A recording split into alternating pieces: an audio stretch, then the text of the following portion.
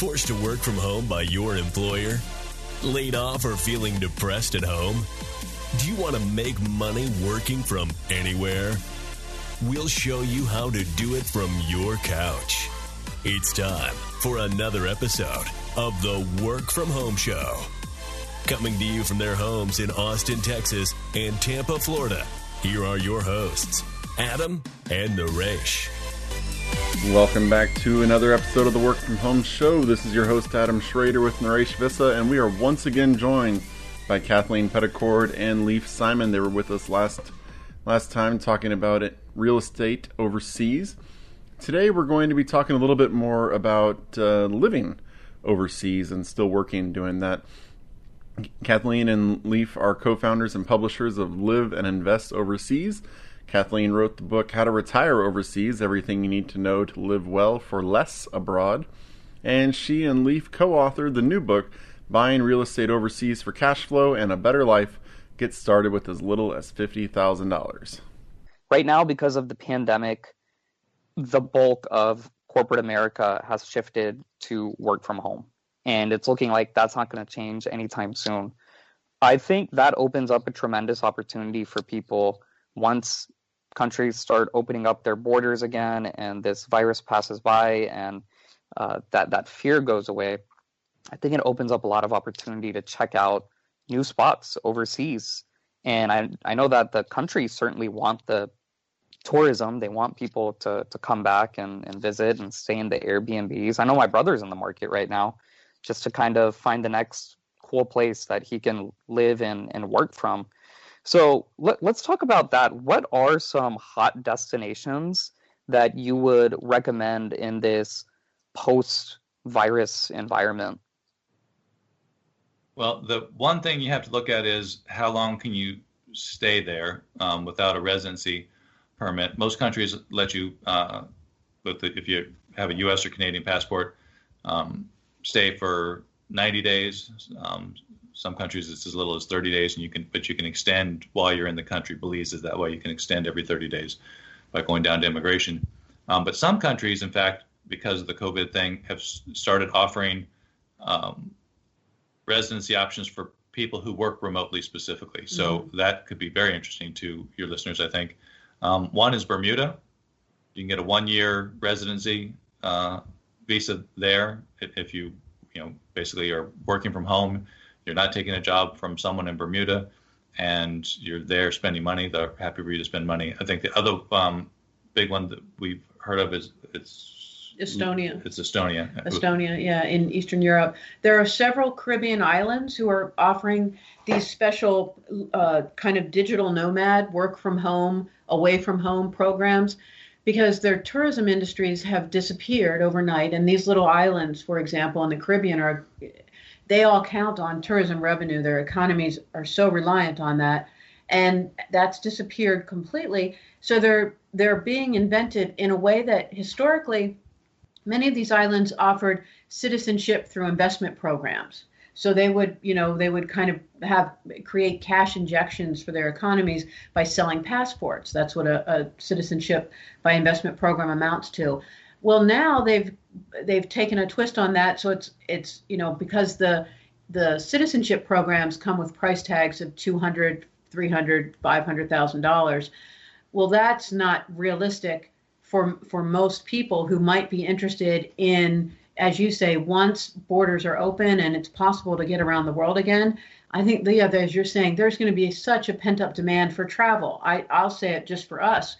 We've been here in the States for 2.5 months. This is the longest we've been in one location in 22 years, and definitely the longest we've been in the States in 22 years. I can't wait until we can start traveling around the way that we normally do. And that's got to be true, right, for so much of the world's population. And so these little Caribbean islands especially see this and are making it so easy, saying, please come as soon as you're able, hop on a plane, come on down. We'll give you easy residency. The cost is negligible. It's not that they're not trying to sell residency in the way they sell citizenships. They're just trying to bring people who will then spend money locally. You know, you're going to be renting a place and eating out and going around touring, traveling, etc. and working there, hang out for a year in Bermuda. And then Estonia as well in Europe is interesting, just out of nowhere. I can't think of another example in Europe, but I think probably there will be more of these kinds of programs. And I think it's such a fun way to, try out 6 months here, 6 months there, really easily, low hassle and very low cost to be able to stay an extended time in an interesting place. So whenever you're going around doing that, you're still, obviously, you have your U.S. citizenship, so you're paying taxes on what you make there. How does it impact, if I spend a year in Bermuda and I make, my same salary there, how do the taxes work? And are you getting a CPA in the U.S. who you are like grilling to figure out if they know what they're doing? Because a lot of CPAs, sometimes they seem like they know a whole lot, but then they don't. So how does the tax situation work? Right. I chuckled when you said CPA because I put no credence in any CPA knowing anything about taxes. Deal with me. And so we know some tax preparers, CPAs, that do deal with the U.S. expat side of things. I do my own. I'm an accountant by training, and just basically trained myself over the last 22 years on expat taxes. So it's not terribly complicated, but you definitely need to educate yourself, and don't just assume your current tax accountant is going to have any idea. We've had, readers come back to us and say, well, my U.S. CPA says it's illegal to own property overseas. Okay, well, fire that guy and move on to someone else. With regard to the question about taxes in Bermuda, off the top of my head, I believe Bermuda is a no tax jurisdiction anyway, so in the case of Bermuda, it wouldn't be an issue. But generally speaking, whether you're a legal resident or not in another country, you can become a tax resident, and that threshold is usually 180 or 183 days in the country. And so you want to pay attention to that, not only for not overstaying your tourist visa, but also are you going to end up owing taxes? There are a lot of countries like Panama and Belize that tax jurisdictionally, so they only tax you on what you earn in the country. And so if you're, go to Panama for a year and you're working remotely and being paid by a company outside of Panama, you pay no taxes to Panama. But on the U.S. side, you'd still have taxes. And so then you want to try and qualify for the foreign earned income exclusion, which would exclude up to about $105,000 of income on the U.S. side. But to do that, you either need to be a bona fide resident of a country where you would pay taxes if they taxed you. So, Panama could qualify for that if you got residency in Panama. Or you're in the way it's worded with the IRS, you're in a foreign jurisdiction for 330 or more days in a 12-month period. And so that's the other way to qualify.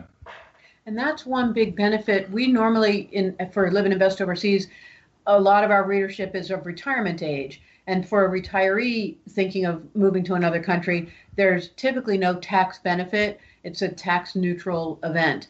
But for someone working, so in this case, working from home, your home becomes Panama, Belize, Portugal, Thailand, what have you. Well, then if you're earning income, you can take advantage of this foreign earned income exclusion if you qualify, and that can be a big benefit. You can earn more than $100,000 a year tax free. Now, as far as how much money you need to I guess move overseas, or even to move overseas, can you tell us about the cost of living in these areas and the tax benefits? And can somebody making, let's say, $40,000 a year working from home, do they have a lot of benefit compared to a family of four who are looking to maybe teach their kids or get their kids to be bilingual, maybe trilingual, and let's say they make over $250,000 combined income? Can you juxtapose kind of the two scenarios? Yeah, I think either one could benefit and live comfortably overseas. Your cost of living, as we tell our readers, is what you make it. And we give the example, the first real example of this is when we moved from Waterford, Ireland, to Paris. So when we moved to Ireland, Ireland was really cheap, and then the euro kicked in, and Ireland and Greece and some other countries saw inflation with their now items priced in euros started to push up to be the same prices in places like France and Germany. So when we moved from Waterford, Ireland, to Paris with our two kids, our cost of living went down. And when you say that about Paris, people say that can't be. But you have to look at the details. So we lived in a 4,000 square foot house in Ireland, which is cold, and my wife likes the house warm. So we spent a lot of money on heating fuel. We had two cars, and other factors going on. Moved to Paris. Of course, it's a smaller, it's a house. An apartment instead of a house, and no cars because you've got public transportation. And there are a lot of free things to do in Paris. Museums are free one day a month, lots of parks and things like that.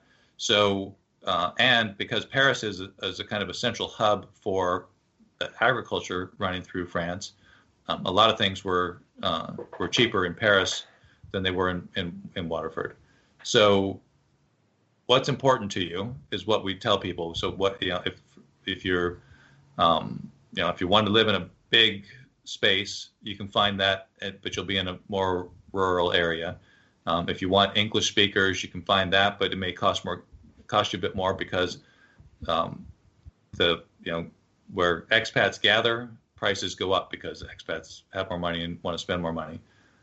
If you go to Panama City, for example, most of their processed foods comes from the U.S., so it costs more in Panama to buy a box of Cheerios than it does in the U.S., for example. So if you're going to live like an American in Panama, your food costs are going to be higher in Panama than they were in the U.S. If you live like a local and buy local brands and natural foods, vegetables and stuff like that, it can be a lot less. So the $40,000 person that you talked about, there are definitely places in the world that are affordable, and you can have a nicer probably lifestyle than you might in the U.S. for $40,000. I'd say right now Portugal is definitely one of those. Colombia is one as well. The $250,000 couple with two kids can pretty much go anywhere and find a better lifestyle probably for what they're paying or for less than what they're paying in the U.S. Well, and if they're both working and earning an income through some laptop long distance business and both qualifying for the foreign earned income exclusion, $215,000 or so of their combined income is tax free. On the U.S. side. On the U.S. But side. If they move to France as a tax resident, they'd be paying taxes in France. But in fact, they'd probably pay less taxes in France if they set themselves up properly than they would in the U.S. So as you're traveling around and, you're not in the U.S., in the U.S. you're paying your healthcare costs.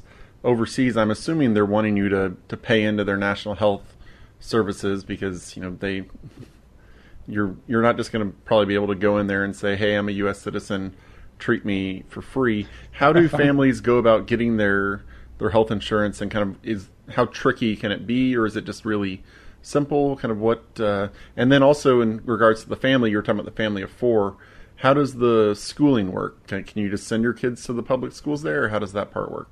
So on the health insurance side, you have two options typically.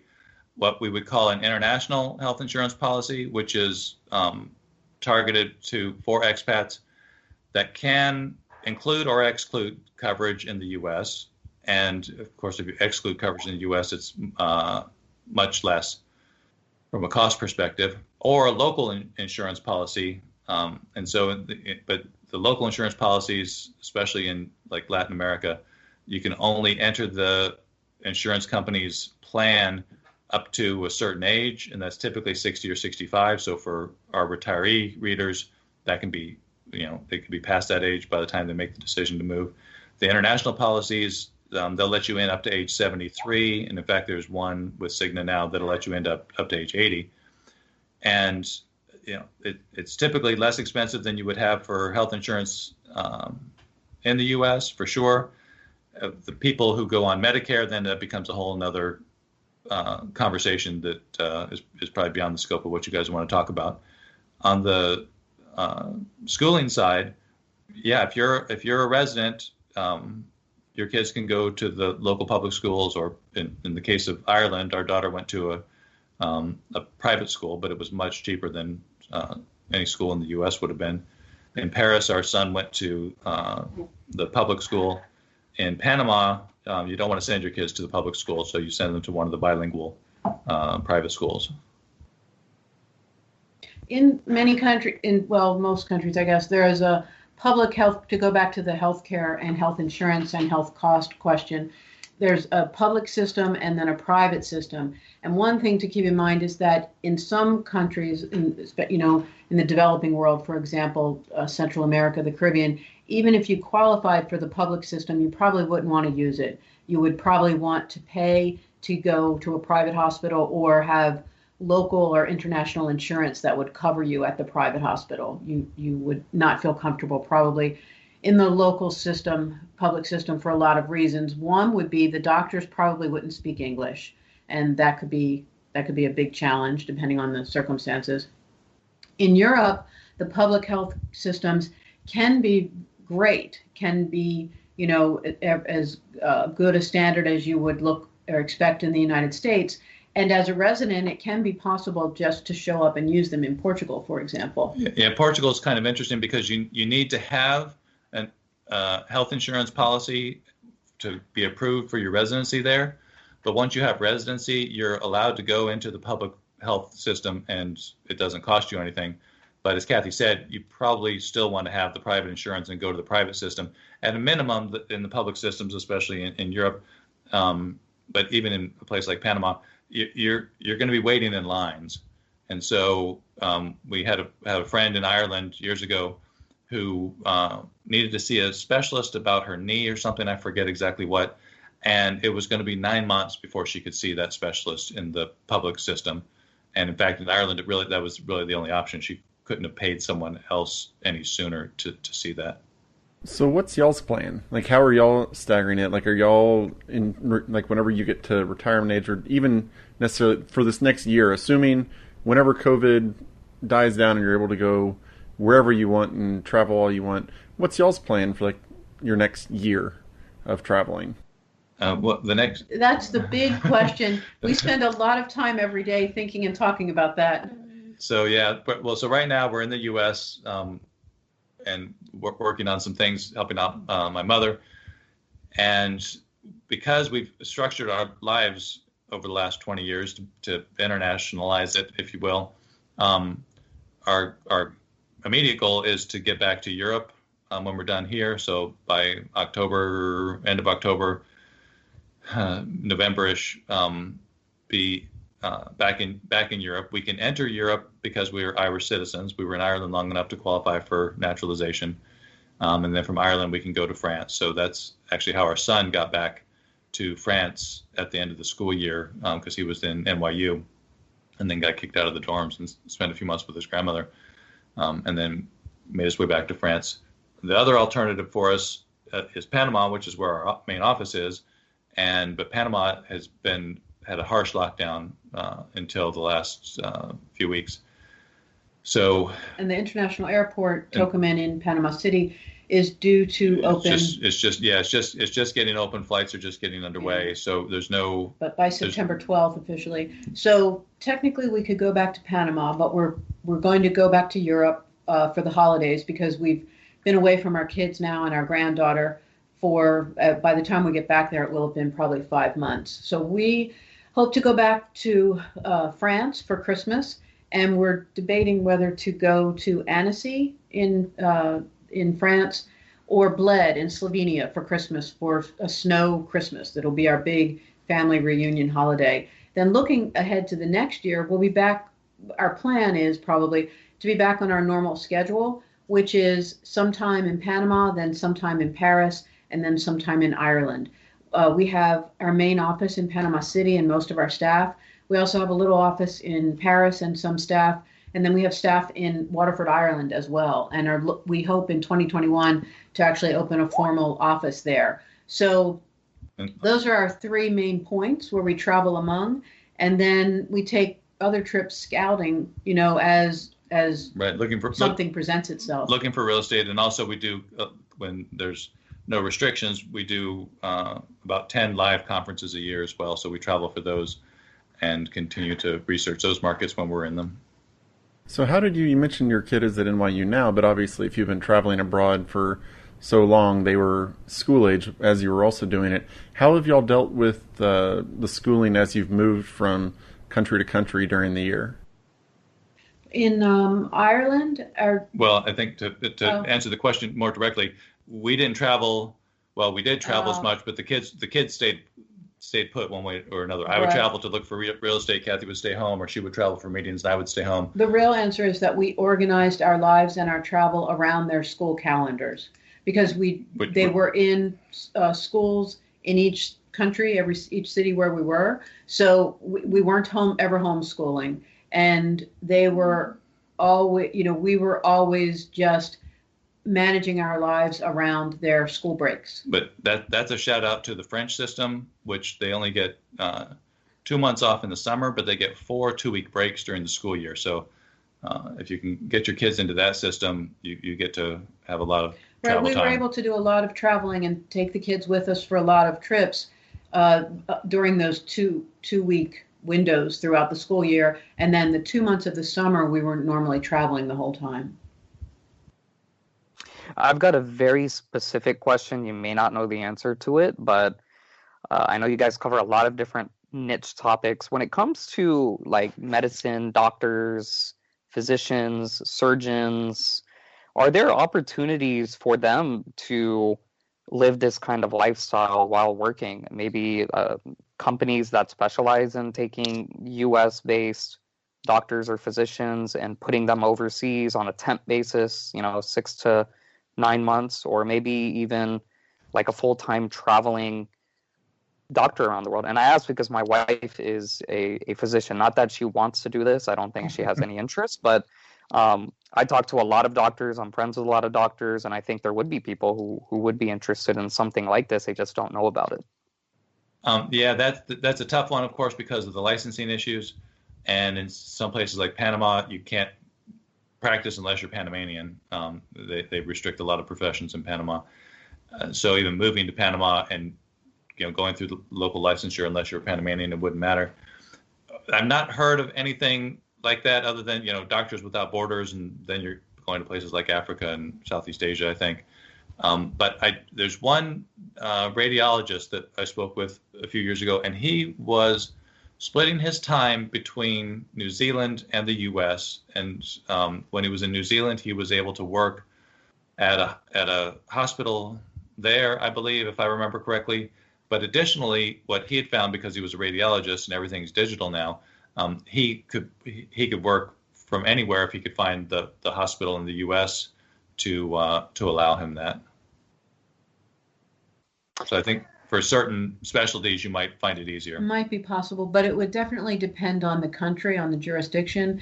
And what I think is possible, on the other hand, is volunteer opportunities. Right. There would be many opportunities where U.S. trained physicians of all kinds would be very welcome for different volunteer programs. But to actually practice. Well, language becomes an issue as well. If you're not fluent in the local language, you'll be limited to only treating expats that speak English. Well, the U.S. I think has I don't want to say they're foreign, but you have these territories like Puerto Rico, Guam, the U.S. Virgin Islands, which the physicians can travel. It's just not considered overseas, right. I guess, per se. And some of those places do come with tax benefits as well within the U.S. How about you talk about that a little bit? Instead of talking exclusively overseas, these U.S. territories like Puerto Rico, Guam, U.S. Virgin Islands, what are the benefits that they have over the mainland? Yeah, Puerto Rico has put some benefits in place, and I vaguely know them. I've reviewed them. But as readers had said, oh yeah, I've taken advantage of the Puerto Rico tax benefits. I'm like, yeah, but the downside of that is you had to move to Puerto Rico. So it wasn't that they didn't want to live in Puerto Rico. They just wanted the tax benefits. And a couple of them in the beginning were skirting the residency requirements. You have to be in Puerto Rico for at least 183 days, which qualifies you as a tax resident. And those rules may have shifted a little bit, but right, you can have a low tax on your federal income side in Puerto Rico under these rules, because Puerto Rico isn't a state. They can set their own rules. I don't remember the specifics, but there are definitely some benefits if you want to be not on the mainland U.S., and Puerto Rico is an option. Excellent. Well, the book about retiring overseas is called How to Retire Overseas, Everything You Need to Know to Live Well for Less Abroad. Highly, highly recommend. One of the most famous books, most popular books ever written on overseas living. I think it has close to 200 reviews on Amazon, and it's sold really, really well. Also, Lief Simon and Kathleen Peddicord, authors of the new book, Buying Real Estate Overseas for Cash Flow and a Better Life. Get started with as little as $50,000. They are the co-founders and publishers of Live and Invest Overseas. Lief and Kathleen, do you have any final thoughts you want to share with our listeners, or anything you want to plug? Maybe like a newsletter or an e-letter, ebook, anything at all you want to share? I would say that, everything that's going on right now and that we've experienced this year, this crazy 2020 year, for me has underscored the importance of opening up your mind, your thinking, and your life to opportunities beyond your own borders. I just think this time, this era that we're all living through has made the point. If you weren't already thinking in this way, it's time to start thinking in this way, because this probably won't be the last kind of global crisis we all have to live through. And it sure is easier to live through a time like this if you have options for where to go, where to be, how to generate income, cash flow, etc. And to not be at the mercy of any one country. When borders close, for example, and travel restrictions are put in place, not to have just one residency, not to be restricted to just one place where you could live. If the living becomes too uncomfortable in that place, wouldn't it be nice to have an option for somewhere to go where they had to let you in because you're a legal resident and you're allowed in no matter what, for example. So I just think this idea of diversification is more important now and going forward than it's ever been. And if you want to start looking at the options for this, which I think the practical options aside, the practical, boy, you want an escape plan, you want a plan B, etc. I prefer to look at it as not running away from something or not dealing with the crisis, but just improving your lifestyle and expanding your whole experience of the world. If you want to start, processing those ideas and opportunities, then I would say sign up for our free e-letter. It's called the Overseas Opportunity Letter, and it comes from me every day, wherever we are in the world. Right now, it's coming from Woodstock, Illinois, but normally we're somewhere else. We're somewhere maybe a little more interesting. Although I have to say, Woodstock has been growing on me. It's a charming little town. But and just read it, read it for a while, and it's free. And if it doesn't connect with you, just unsubscribe. But the world remains, and in this time of kind of crisis and struggle, it's good, I think, to remind ourselves the world remains a big, beautiful, interesting place. And there's a lot of really cool, fun stuff to do. And that's really at its core, at its heart, that's what we're trying to do for our readers, help them remember that perspective and then help to connect them to those opportunities and show them in a practical way how to follow through. Great. And the website is liveandinvestoverseas.com, liveandinvestoverseas.com. Kathleen Peddicord and Lief Simon, we thank you so much for coming on the Work From Home Show. And to all our listeners, if you like this episode, or if you didn't like the episode, or if you have any feedback at all, feel free to leave us a review on iTunes or Spotify, TuneIn, Stitcher, any podcasting platform. We're everywhere. Leave your review, take a screenshot of it, send us an email at hello@workfromhomeshow.com. That's hello@workfromhomeshow.com. And we will send you something free. It'll be worth it. It'll help you work from home. It'll help you invest. So hello@workfromhomeshow.com. If you have any questions or comments, we'd love to answer them on air. And until next time, keep on working from home.